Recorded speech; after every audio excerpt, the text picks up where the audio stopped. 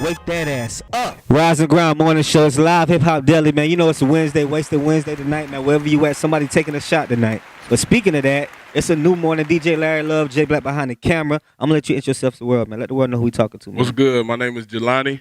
I'm from the South Side, Clayton County. 30 and Broke is the album. Yeah. 30 and Broke is the movement. Yeah. What's going on? And you see, I'm supporting the movement right now, man. You see, we both got this broke shirt on. Facts, man, facts. Appreciate you too, bro. Before we got to start right there with the interview. You know what I'm saying? Right. This ain't no scripted shit. You ain't got to worry about it. You can curse. You can, whatever. Cool. So where did the idea broke just come from? Just being on a T-shirt. How did this come about? True. So I was in a rap group about 3 years ago. Okay. And I was working in corporate America. I got laid off. So I was on the cusp of turning 30. Okay. So I took all my savings, my 401k, my all that shit, and I made an album, and I called it 30 and Broke because I was broke as fuck. That's probably the realest story I heard of 2019 thus far from an artist. Yeah. You got the realest story. And that's what I told you when I met you. I said, bro, we got to do this interview. I met shout out to Gambino. Yeah. Shout out to Gambino. Shout out to Campaign ATL, man. Yeah, they be plugging, man. Yeah, you was one of the performers that night. Yeah, I was telling Gambino, like, bro got a story behind him, fam. Yeah. My nigga said he took this, his job laid him off, he took all his savings and made an album. Absolutely. We got to talk to him. Absolutely. So what was it though? Like, what was it?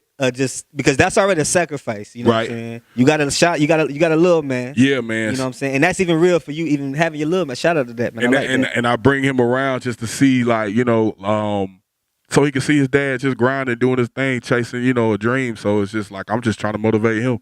That's the realest. That's another one of the realest things I've seen this year thus far, man. Yeah.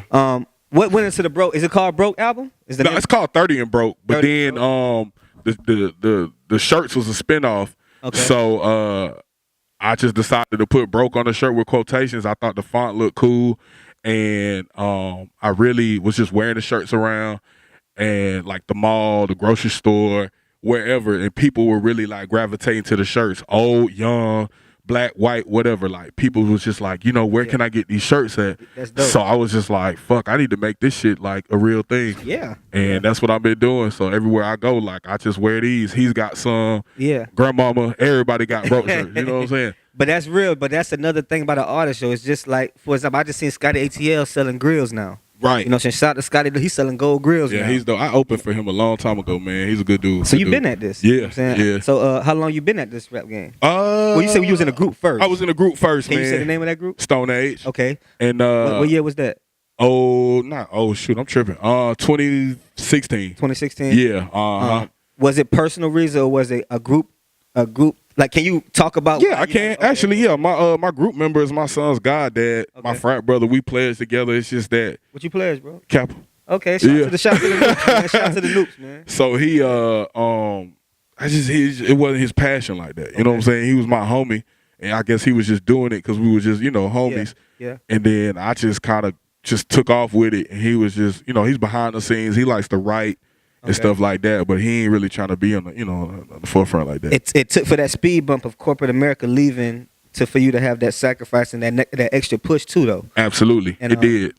It's always God's plan. Absolutely. Like I tell people every day, if you want to tell God your plan, if you want to make God laugh, tell him your plan. Absolutely. You know what I'm saying? If you really want to make God laugh, tell him your plan. Like, because he already has this shit laid out for us. You know what I'm saying? Just live it. Absolutely. You know what I'm saying? So, it maybe wasn't your time. Maybe it was 30 and Broke was supposed to be that first. Maybe these shirts was the crescent of the milestone for what's next. It was. You know what I'm saying? And when I was turning 30, bro, I was just like, I was so skeptical about all this rap shit. I'm like, damn, a nigga getting older.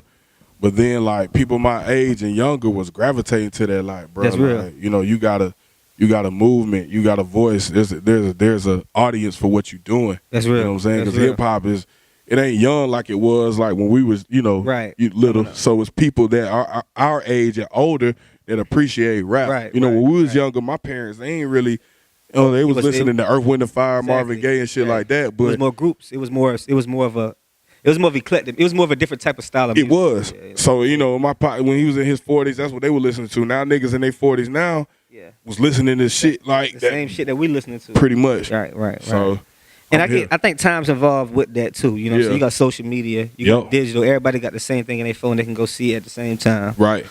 Me being a DJ, I started DJing in 2003. Okay. I said 2004. That's 15 years ago. Right. I started DJing professionally in 2006. Okay. That's 13 years ago. So from where DJ going from I used to have one vinyl and one DVD player. I couldn't even afford two turntables. But niggas at the time you can use a red and white phono and audio and have a DVD play CDs because we was using CDs at the vinyl went CDs. You know, DJs used to use CDs. Gotcha. So I used to have one turntable. Then flip it over to the DVD player, mash play, because you got to go to the track that I want to play. You know, DVDs can play music CDs. Yeah. This some real OG DJ shit I'm saying right now. This some real, like, DJs don't even, my age don't even know what I'm talking about. I used to play CDs you know on my DVD player. So you know DVD can play CDs. So I had one turntable, boom, and you got a crossfade in the middle. Right. So your mixer, boom, I hit it to the side with the turntable. Then boom, I hit it back to the side with the DVD player. Fuck, gotta go to this side. That's crazy. So I'm talking about, imagine doing that for 4 hours straight. So real DJs respect that game. You know, that's why I'm a young OG right there. Man, that's what's so anyway, that's from my perspective of starting in 2000. I started 2000 DJing in 2003, 2004, and if we didn't have Spotify, right, we didn't have titles. So None of as an artist, for you now being independently, it's an advantage. It is. So it's about how you attack it, though. Absolutely. Too much can be can hurt you. It can. But too less cannot help you. You know what I'm saying? And that's the thing. Like me and my team, we sit here and strategize all the time. It's like, bro, you just can't post music right, on your page because right. there's so many niggas just trying to rap. Right. So it's just like you got to post more content of like who you are. You want people to gravitate to who you are first. Right. And then you kind of put the music in the mix. Right. So that's what I was doing with the 30 and Broke story, man. Yeah. I just really was just throwing that out there. Right. Building a brand because people buy brands before music now. And I'm glad you said that. Music is the third thing on the list. It is. Music is the third thing. It's appearance, business, and then probably your talent. Right. You know what I'm saying? And I think you got a good catchy thing because like you said, you could catch corporate America to the streets. You tying them in. Yep. You know what I'm saying? Yep. And it only takes somebody that live both lives. You know what I'm saying? You work corporate America. Absolutely. Now you work in the studio. Absolutely. You know what I'm saying? So what studio? Do you have your own personal studio or do you actually come out and are you like going to all these famous studios of Atlanta? Nah, man, I ain't going to no famous studio, bro. Look, I don't have any industry connects. Okay. I'm not finna flex on nobody, nigga. So it's just me and my niggas. I got a couple dope producers that ain't. They trying to come out, and you know what I'm saying? So we all coming up together. Right. I like that, man. You know I what like I'm saying? That, yeah. And the two studios I record in, they're out of people's homes, but they pretty much like made their homes into a studio. So it's a dope look, but they said their homes. Yeah. So, Zaytoven got a home studio. He right. From, like I ain't in nowhere patchwork. Man, that ain't me. It's more of an element when you in some person versus you got to pay by the hour. You in that motherfucker. They got cookie there. They got baked cookies for you, chips, soda, all that shit. But you know what I'm saying? That shit is a distraction. Very much you know so. Because you're not really you feel like you the man. Like it ain't that. I can't get that grind. You got this. This is the same place that a millionaire. Nah, it ain't gonna be that same organic style. Man, listen, I'm good on that for now. Like, you know what I'm saying? Yeah. Like, I'm just coming up. Like, yeah. Cool. I like that. Cool. Have you worked with anybody so far? Do you want to work with somebody? I guess for this 2019. I mean, it don't have to be a major. It could be a musician. It could be a guitarist. Is it? Yeah. Is it somebody that you got in your radar that you know y'all kind of been hit that you can talk about? It's crazy. Like nobody. Well, it's a few indie artists coming up. A cat named King Elway. I heard of him. Yeah, he's from Griffin. I heard of him. And I hooked up with him through some people through Fort Valley. Okay. That's where you went to school at. Right? Yeah, I went to. Shout out to them Fort Valley. You know I went to Albany State. Man, so that's a matter rival, of fact, man. I think I commented on some on the IG post, and I was like, "Hey, man. shoot, what the hell? What the fuck Albany going State on?" and Fort Valley as rivals, man. People don't know that. So you went to my rivals, which is ironic right now, man. Yeah. But coming out, so was you grinding in college with the music? Man, in school? When I pledged, right, and this is how me and my partner we formed the group Stone Age. So when I, quote unquote pledged, right, nights when we was pledging, these niggas used to think they could freestyle. So they was like, any of y'all niggas can rap, you know what I'm saying? Yeah. Either rap or get y'all ass beat. So I was like, I can rap. So you know what I'm saying? Like I just started rapping and my homies started rapping and they was fucking with it. So like every other night they would just be like, hey man, y'all niggas rap before set. And I was like, all right, cool. That's real. And then one of my line brothers was like, bro, you kind of straight with that shit, man. Like you need to do something with it. So we were doing these ciphers, these FVSU ciphers versus Valdosta State. Okay. And at the time, what's the nigga Black, the artist Black? Yeah, Black. Yeah. He went to Valdosta State. I heard somebody told me that. And the nigga was in some of these ciphers. Yeah. And it's crazy because we go look back at it. I'm like, damn, that is that nigga. Somebody else told me that, so I didn't know how. The nigga went to Fort. I mean, he went to Valdosta. So we would just do these ciphers back and forth, and that's when like Twitter was kind of getting hot, and it would trend like in South Georgia and all the colleges like Valdosta. Yeah. And the surrounding schools. So that's how we kind of started. And see, and I got it, and I'm glad because see, I got my DJ. It's like that college experience. Man, it's gonna be the realest, and you're gonna get the most rawest experience because, for one, you putting out your music around motherfuckers that's your friends. Yep. You still gotta go to class with them. Yep. You still gotta go eat with them. Yep. So if your shit trash, they're gonna let you know. You're gonna know about it. You know, they're gonna let you know. Yeah, you're gonna know about it on that campus. Matter of fact, the whole campus gonna know that nigga shit trash. Yep. You know what I'm saying? So that's why I kind of think. I think that's probably what you know you had the juice. I think that's college. College, like, you knew you should have took it serious. I think college gave you that standpoint. It did. You know what I'm saying? And I was just thankful that I ain't never had a lot of yes men around me either. Yeah, like, oh yeah, bro, you fine just saying that shit. Like niggas will let me know, like, come harder, bro. You know what I'm saying? It's straight, but come harder, and I appreciate that too. Any advice? Well, I'm gonna go list. What's your hit at right now that we can, or is it a video or a single that you want people to go look, that we can gravitate to, that we can promote, that you want people to go check out? Like, man, they can't listen to your whole album. They just need one song. They need one song, right?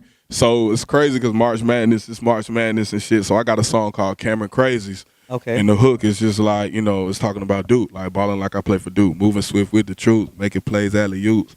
I don't even really hoop. Okay. Balling like I play for Duke. So it's like really catchy. Okay. That song, and then I got another song called 30 and Broke that's not even on the album. Okay. But it's just talking about how I've been broke. You know what I'm saying? Yeah, You know what I'm saying? So them two songs right there. You know what's crazy another thing that I really like about how you coming in? Yeah.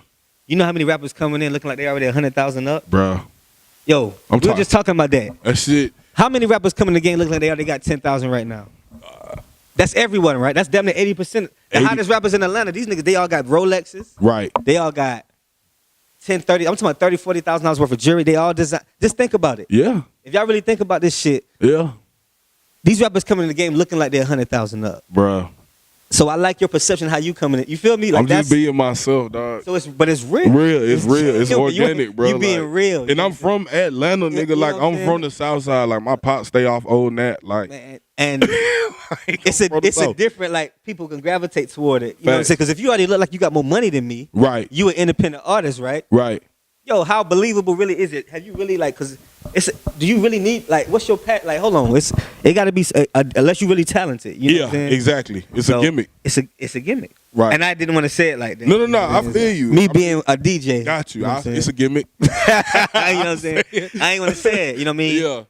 So and I guess we gotta listen to it. You know what I'm saying? You got a video right now on YouTube? Yeah, I do. Okay. I do. What's the name of Cameron Crazies? It's been out. Since December. We got to put that in the rotation. 2017. We might have to drop that somehow, some way. We put it in rotation with our videos. I mean, with no funding, no major labels, got like 2,500 views right now. That's good. Right. Good. So I'm just trying to build on that. Did you attend South by Southwest this year? I didn't. Okay. I didn't. Me and my team are gearing up to do it next year. So we're just trying to campaign, get everything right, build some momentum into the summer, third and fourth quarter. So you think it's more helpful or harmful for artists? It depends on the artist, of course. But what do you think is more helpful or harmful? To go to South by? Yeah. I think it's helpful, but you got to go. You just can't go out there like, hey, I'm out here. Like, you got to have promo, all that right. You know what I'm saying? Okay. Like, and my boy King Elway, who I'm trying to work with, you know, his team, and they do a brilliant fucking job at that. Okay. With the marketing and all that. So we try to implement our own strategies, and I look at artists all the time, and things I like, I'll take from it. You know what I'm saying? Okay. And just the promo, man. If you go out there, we just want to go out there right, man. Yeah. Really make some noise for real. And I know you're moving right because, like I said, for one, you got my promo, you got Merc. You know what I'm saying? Artists is like it's just about perception. I was just talking about that yesterday with the artist. It's about perception. It's about it's about how you come with it. If you got a CD, shirt, USB drive, flyer, I may go listen to that versus you just say go to you emailing me your song. Right. It's just the appearance of it. You know what I mean?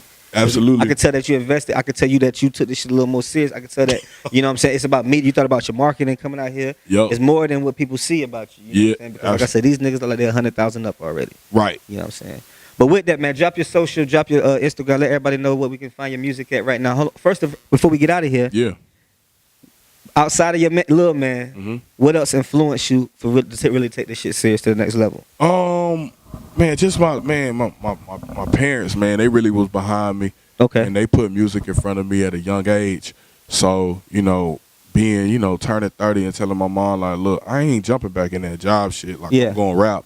And she's just being 100% behind it. Yeah. I'm like, that's major. That's real. So it's really just family, man. Family all together. That's real. It's just my love for music. Like, I don't see myself doing anything else outside of doing something in this industry. Word. So, that's real, man. 30 and broke, man. My dog Jalani in the building, man. This an old Wildcat / Fort Valley. Hey, Groovy Lou just walked in. We got a Fort Valley. I don't even want to. Fort Valley State Wildcat. What's the mascot? I was trying to think. Wildcat. The Wildcat. You know what it is. I said it right. We got a Fort Valley Wildcat in here. But anyway, man, we're gonna get out of here, man. Rise and grind. Live Hip Hop Deli until tomorrow, man. Peace.